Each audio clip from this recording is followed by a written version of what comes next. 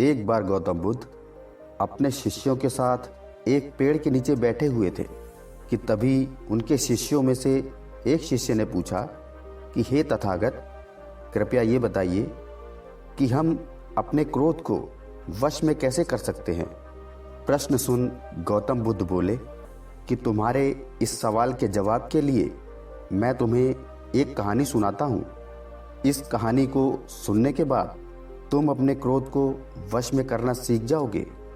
और ये कहने के बाद गौतम बुद्ध ने कहानी सुनाना शुरू किया और बोले कि एक गांव में एक झगड़ालू औरत रहा करती थी।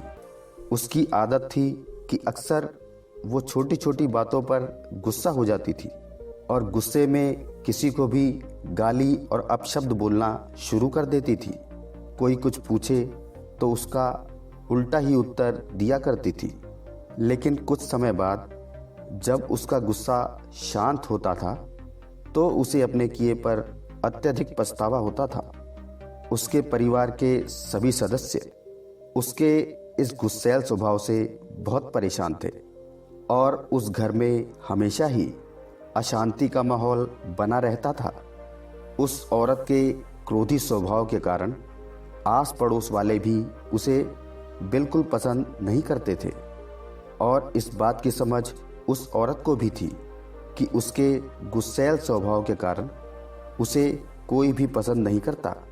लेकिन क्या करती बेचारी, चाह कर भी गुस्सा आने पर वह अपने आप को अपशब्द बोलने से रोक नहीं पाती थी। एक दिन की बात है कि एक साधु उस स्त्री के दरवाजे पर भिक्षा मांगने आते हैं और साधु को भिक्षा देने के बाद वह स्त्री बहुत ही मायूस मन से स्वयं की अपनी ये परेशानी उस साधु महाराज से कहती है कि मैं अपनी एक आदत से अत्यधिक परेशान हूँ और मेरी वो आदत है कि मुझे बहुत जल्दी क्रोध आ जाता है और क्रोध भी इतना कि मैं चाहकर भी उसे रोक नहीं पाती। कृपया कर मुझे कोई उपाय बताएं कि जिससे मैं अपने गुस्से को काबू कर सकूं। स्त्री की बात सुनकर वह साधु महाराज कुछ देर सोचने लगते हैं और फिर अपने झोले में से दवा से भरी एक बोतल निकालकर उस स्त्री को देते हैं और कहते हैं कि मेरी बात को ध्यान से सुनो। ये क्रोध को वश में करने की सबसे अचूक दवा है। अब से जब भी तुम्हें क्रोध आए और किसी को भी अपशब्द कहने का मन करे तो तुम अपनी जीभ पर इस दवा की 4 बूंदें डाल लेना और कम से कम 10 मिनट तक अपने मुंह को बंद रखना। याद रहे, अगर तुमने 10 मिनट से पहले मुंह को खोल लिया तो इस दवा का महत्व खत्म हो जाएगा और शायद ये अपना प्रभाव ना दिखा पाए।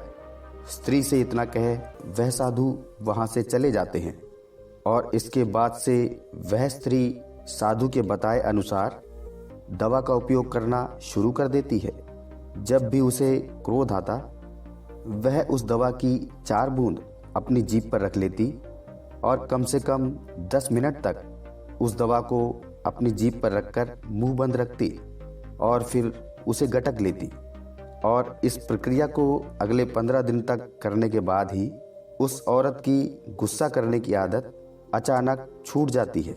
और फिर 1 महीने बाद जब वह साधु महाराज दोबारा उस स्त्री के दरवाजे पर भिक्षा मांगने आते हैं तो साधु महाराज को देख वह दौड़ी दौड़ी उन साधु महाराज के पैर पकड़ लेती है और कहती है कि हे महाराज, आपकी दवा ने तो मुझ पर जादू ही कर दिया और आपकी दवा के प्रभाव के कारण अब मुझे बात बात पर गुस्सा बिल्कुल नहीं आता और अब मेरे घर परिवार में भी शांति का माहौल है। अपने इस स्वभाव से मैं बहुत प्रसन्न हूँ महाराज। उस स्त्री के मुख से यह शब्द सुनकर वह साधु महाराज मुस्कुराते हुए कहते हैं कि उस बोतल में तो क्रोध की कोई दवा थी ही नहीं, बल्कि वह बोतल तो सिर्फ पानी से ही भरी हुई थी और तुमने अपने इस गुस्से पर काबू उस दवा की वजह से नहीं बल्कि चुप रहने की वजह से पाया है। इतनी कहानी सुनाने के बाद गौतम बुद्ध चुप हो जाते हैं और थोड़ा रुक कर कहते हैं कि गुस्से पर काबू केवल चुप रहकर ही पाया जा सकता है, क्योंकि क्रोध में इंसान अपने आप पर नियंत्रण नहीं रख पाता और मुंह से अपशब्द बोलना शुरू कर देता है, जो कि नए झगड़े और परेशानियों को जन्म देते हैं। इसलिए जब भी क्रोध आए तो क्रोध के समय मौन धारण कर लेना ही क्रोध को वश में करने का एकमात्र उपाय है। दोस्तों, हम अपनी लाइफ में भी कितनी छोटी छोटी बातों पर खामखा गुस्सा हो जाते हैं, और गुस्सा भी इतना कि आपा खो बैठते हैं। और अधिकतर मामलों में हम सोचकर पछताते भी हैं कि काश गुस्सा ना किया होता। और जब एक इंसान गुस्से में होता है तो उसका दिमाग काम करना बंद कर देता है, उसका खुद पर नियंत्रण समाप्त हो चुका होता है।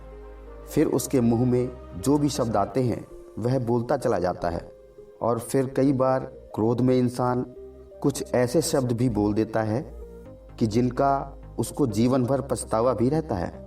कई बार कुछ मिनटों के गुस्से में आकर एक इंसान ना केवल मेंटली वायलेंस करता है, बल्कि क्रोध में आत्मनियंत्रण खोकर फिजिकल वायलेंस भी कर बैठता है, और फिर जिसका परिणाम उसे अपनी पूरी जिंदगी ही भुगतना पड़ता है।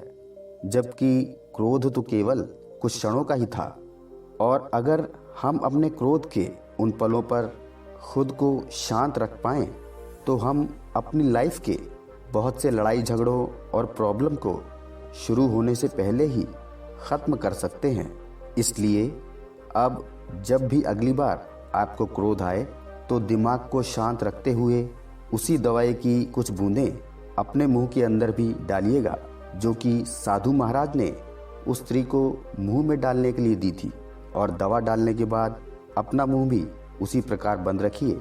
आप देखेंगे कि आप आने वाली बहुत सी समस्याओं से बच जाएंगे। तो दोस्तों, अगर आपका भी अपने गुस्से और इमोशन पर बिल्कुल भी कंट्रोल नहीं है तो आज की ये कहानी आपके लिए ही है।